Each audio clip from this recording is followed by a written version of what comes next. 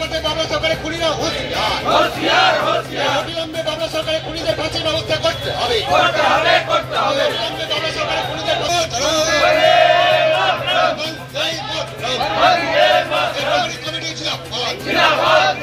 নাগরিক কমিটি রাজপথে বাবলা সরকারের খুনিরা নাগরিক কমিটি রাজপথে বাবলা সরকারের খুনিরা অবিলম্বে বাবলা সরকারের খুনিদের ফাঁসির ব্যবস্থা করতে হবে।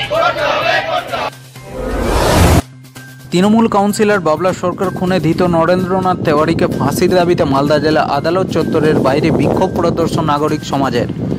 জানা যায় আজ সকালে ইংলিশ বাজার পৌরসভার 22 নম্বর ওয়ার্ডের নাগরিক সমাজের পক্ষ থেকে মিছিল করে নেতাজি মোড় এলাকায় জমায়েত হন তারা।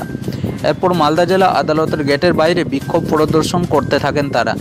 এদিন এই বিক্ষোভ প্রদর্শনের মধ্য দিয়ে বাবলা সরকারের খুনে ধৃত নরেন্দ্রনাথ তেওয়ারির ফাঁসির দাবি তোলা হয়। মালদা থেকে হরেন চৌধুরী রিপোর্ট, বাংলার কথা। আপনারা জানেন গত 2 জানুয়ারি আমাদের মালদার জনপ্রিয় তৃণমূল কংগ্রেসের নেতা, মালদা জেলা তৃণমূল কংগ্রেসের প্রতিষ্ঠাতা, দীর্ঘদিনের তৃণমূল কংগ্রেসের কাউন্সিলর, প্রাক্তন চেয়ারম্যান, প্রাক্তন ভাইস চেয়ারম্যান এবং মালদার জনগণের খুব কাছের মানুষ বাবলা সরকারকে নিঃশৃঙ্খলভাবে দুষ্কৃতীরা গুলি করে খুন করেছে। আজকে তার গত 2 জানুয়ারি থেকে আজ আমাদের 11 মার্চ এতগুলো দিন হয়ে গেল।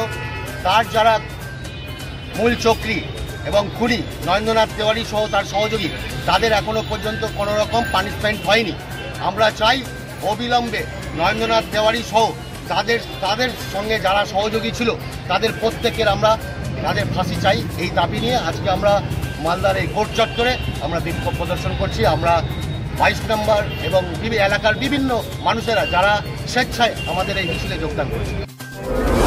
আজকে আমরা কোর্ট চত্বরের বাইরে নাগরিক সমাজ আজকে যেভাবে নরেন্দ্রনাথ তেওয়ারি আমাদের প্রিয় নেতা, প্রাণের মানুষ বাবলা সরকারকে খুন করেছে, তার আমরা অবিলম্বে ফাঁসি চাই এবং তার সমস্ত সহযোগীদের ফাঁসি চাই।